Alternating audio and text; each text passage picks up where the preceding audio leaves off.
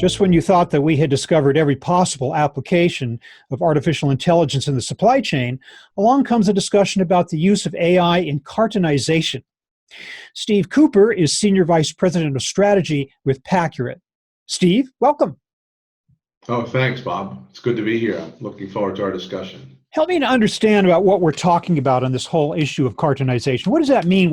How many processes does it actually embrace? Right. Well, cartonization, it impacts the supply chain in many different areas. And whether you call it the order to cash process or the fulfillment process, there's multiple steps in that process where companies might want to get a better picture of how many items are going to fit in the carton, what size carton they're going to use. Is it a pallet? Is it a LTL order versus a full truckload order? So somewhere in there, companies more and more have been calling an API or an algorithm to get them back the information they need. That's where the AI portion comes from. Mm-hmm. And the act of cartonization can take place in multiple locations, I take it: warehouses, fulfillment centers, factories, distribution centers. Are we talking about the whole range of possibilities of where that could occur? The whole range, even virtually, when someone is filling out their shopping cart online and they'd like to know how many cartons are going to be in that order. A lot of these marketplaces will make a call to whichever cartonization algorithm they're using, whether it's internal or from a vendor, and respond back with the proper answer for their client. Now, what has been the problem up to now when it's been up to humans to make the key decisions about cartonization? Where has it fallen short? Where have we had problems that indicate the need for a more automated solution? Right. So there's always opportunities to improve the way you do things. And the biggest opportunity we find are the biggest three opportunities are reducing freight costs. More and more companies, freight carriers, because of their space requirements, are charging not necessarily just based on weight and distance, but dimensional weight and distance. So if companies can make the packages smaller, that helps. And part two would be, I'm sure you've all gotten, everybody listening has received something delivered at home, especially now in times of COVID and the pandemic, where more and more people are shopping at home and getting home deliveries, where you get something as small as this mouse in a refrigerator box. Yeah, so yeah. Those types of things are bad for the environment, bad for the carriers, and the human element there. The people in the warehouse, they have to get things packed and out the door as fast as possible. And if they're not getting any specific direction, they'll take the easiest route. And that's where, Bob, the human element, it can be improved if we just give them some more direction of what to do. Not eliminate the human element, but just give them a little more coaching so it won't slow them down, but it'll give them the ability to improve the way they do things. So where does AI come into the picture? What is it doing? How is it making calculations? And just what is its role in this whole process? Right. So that's a great question. Thanks for asking. AI comes into it as it looks at the size of the item and the dimension of the items, and then it looks at the cartons or pallets or truckloads that companies have in stock and they would prefer to use, and it chooses the most optimum size container, whether it's a carton or many cartons on a pallet or many pallets on a truck. It'll choose the most optimum based on what the customer wants. And if there's any type of learning that can take place to maximize the benefit that these companies get from it. So that's where the artificial intelligence comes from. It's a big, giant algorithm that's got some learning ability. I would imagine that the possibilities are endless. Well, not endless, because there's only a certain number of physical sizes that you can have in any facility, but do the factors that go into an ultimate decision, are they beyond the ability of a human brain to embrace? I mean, is it like something that you need AI because there are so many potential things that go into that ultimate decision, or is it a simpler matter altogether? I'm not quite sure what's involved. Yeah, so I don't know the best way to do that. The brain can do phenomenal things. It's just a matter of the brain has many, many things to do in the fulfillment process, and this is a simple process that can be automated. Mhm. using AI. So if you're putting a bowling ball with a light bulb, a human in the warehouse would know, you would hope, not to put those two things in the same container. However, if you're putting a case of light bulbs and there's a case of bowling balls, maybe they might get put on top of one another on a pallet, and that might not be the best possible thing. So it Ah. enhances what happens in the supply chain. Definitely doesn't replace the human element, but Mhm. it enhances and it makes their job more efficient. Well, it sounds like it's making decisions within the walls of a box. But you just mentioned about actually loading those boxes onto a pallet or into a truck. That seems like a whole other type of decision making. Is AI involved there too, or is that human beings saying, clearly we can't put a bowling ball on top of a carton of eggs, something like that? Right. So if AI is involved in that decision making, and that's why we call cartonization, it's almost a misnomer. If the market called it containerization, everyone would think we're talking about ocean containers. So we don't want to call it containerization. We almost didn't want to call it cartonization because then everybody thinks it's just putting things in a carton, when it's putting items in a carton, cartons on a pallet, pallets in a truck, or floor loading of the truck. And you'd be surprised when people are moving so quickly in the warehouse, and their job, remember, is to get things out the door as quickly as possible and leave the belt empty when the carriers come to pick up. And it's not always intuitive that if you're putting a box of golf caps on the bottom of a pallet and a box of golf balls on the top of that, that's sometimes AI can assist in those decisions, because I oversimplified it by saying a case of light bulbs and a case of bowling balls. Mhm.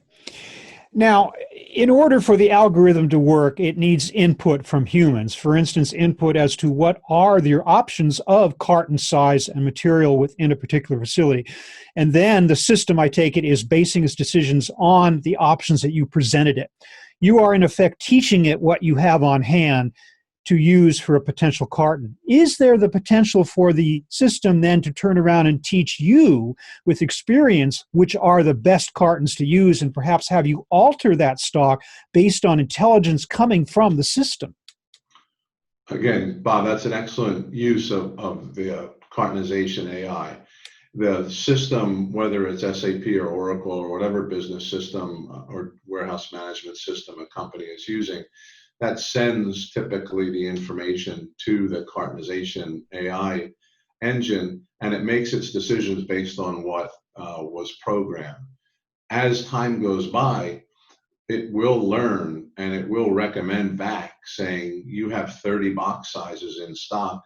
You can probably cut it down to 15 box sizes. Or if you're using a box on demand machine, there are several of those out on the marketplace as well, where it builds the box around the item. It Mhm. can educate that box on demand machine so it uses the least amount of waste. And also, if the cartonization algorithm is rate aware, it'll recommend the box that is the size that will avoid any accessorials that carriers have for a box that's over 84 inches.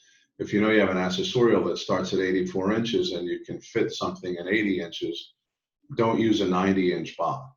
Mhm. So those types of things the system will learn, either initially programmed or will learn over time as the manager goes and looks at the historical data and sees how it fits against their KPIs. So, if we were to sum up the benefits of AI and cartonization, I think you very clearly pointed out the better use of space is one. I mean, what would you say are what's the ROI here? What benefits do you get from investing in a system of this kind? Right. So that's a great question, and everything's about an ROI, especially in the supply chain. So the three biggest components that come from the ROI in cartonization is maximizing your carrier contract, so reducing your freight spend. That's number one. Number two, reducing your labor spend, especially in the warehouse. Bob, towards whenever companies get busy, they have to bring in temporary labor. And it's always hardest to train temporary labor on how to do things. So if you can give them some direction, meaning print the carton specifics on the pick ticket or the pack slip, or give them something on their screen with. So labor savings is number two. And then, as you mentioned, sustainability is number three. That's the hottest thing. Everybody wants more sustainable. Apple just today announced that they have a 10-year plan that by 2030, they're going to be completely carbon neutral. Microsoft announced the same thing last week, and they're going to give back all their carbon by 2040. So cartonization can help that, because as you make the box smaller or fit more on the truck, you're using less truck space, you're using less airplanes, less CO2s getting emitted in the air. It's a real significant way of impacting a company's sustainability. Okay. Initiative. Yeah, thanks for that, Steve. I want to turn quickly to a little discussion about Paccurate itself. Give me a capsule description of the company and what role it plays in this particular world that we're talking about. So I appreciate it, Bob. We think that Paccurate is the industry leader in the cartonization algorithm and the cartonization API. It's a true cloud-based application that companies call. It's a JSON API. They send the message over, and Paccurate recommends the proper carton back. It works in light speed. It's a rate-aware cartonization, which some people say is unique for us, meaning if it'll maximize your carrier agreements. So if you have if an order would fit better, you going with one carrier or inside of one carrier, one service better, Paccurate takes that into account. And it's an extremely lightweight application. Nothing needs to be installed on site. You just need to call our API, pay as you go, and out the door, and away you go. In these difficult times where companies are really having to watch their costs and the economy is in what appears to be free fall and the pandemic is not gone yet, what role are you guys playing? How do you think you can help? Well, we talk about that if you invest 1% in the Paccurate API, it'll return 10% savings to you off of your freight bill. In addition, it would help you meet your sustainability targets, and it would help improve your labor. So that's the role that we play. We help maximize your contract. Many people have probably seen in the news that some of these small parcel carriers are turning business away because they're so busy.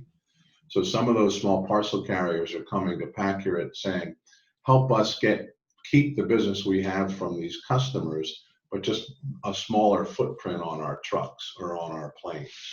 Mm-hmm. So that's the role that Paccurate is playing today. And when the pandemic is over, which we all hope and pray it will be shortly, we'll continue to serve the benefits for our customers as we do now.